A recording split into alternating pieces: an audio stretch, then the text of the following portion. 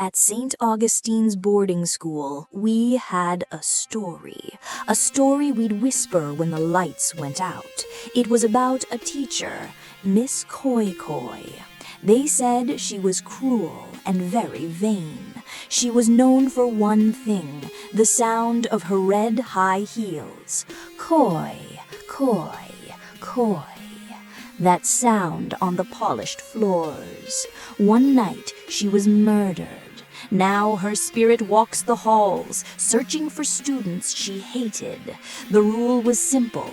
If you hear her shoes after midnight, don't look, and never, ever let her see you. But I was a stubborn child. I thought it was just a silly story meant to make us sleep. So one hot Tuesday night, long after the matron had passed, I was still awake, sketching with a small hidden torch. And that's when I heard it. It was faint at first, from the far end of the hall.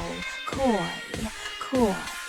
My hand froze. I told myself it was just the old building or the wind.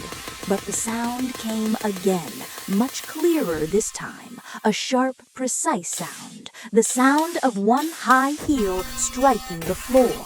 It was impossibly slow. There was a long, agonizing pause between each step. Koi, koi, koi. My blood ran cold. The whole dormitory was dead silent, but I knew the other girls were awake. I could feel the fear in the air. The footsteps were methodical, unhurried. It was not the sound of a living person walking. It was the sound of something hunting. Koi, koi. Now it was right outside our dormitory door. My heart was a trapped bird beating against my ribs. I squeezed my eyes shut and buried my face in my pillow. I prayed it would just go away. But curiosity is a wicked thing.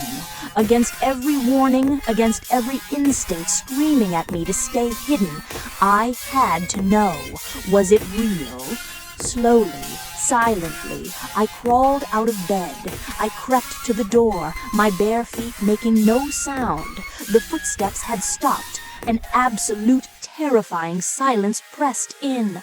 I leaned forward and put my eye to the old-fashioned keyhole. At first, I only saw the dim moonlit corridor. Then I saw them.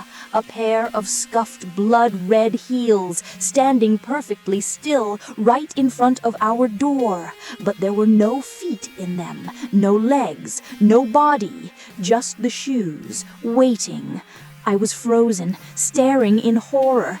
Then one of the shoes slowly turned, as if an unseen head was looking directly at the keyhole, at me. A voice, thin and dry like rustling leaves, whispered from the other side of the wood. It was not a woman's voice, or even human. It whispered the name of the girl sleeping in the bed closest to the door.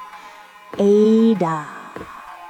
I scrambled back, my breath caught in a silent scream. In the morning, Ada's bed was empty.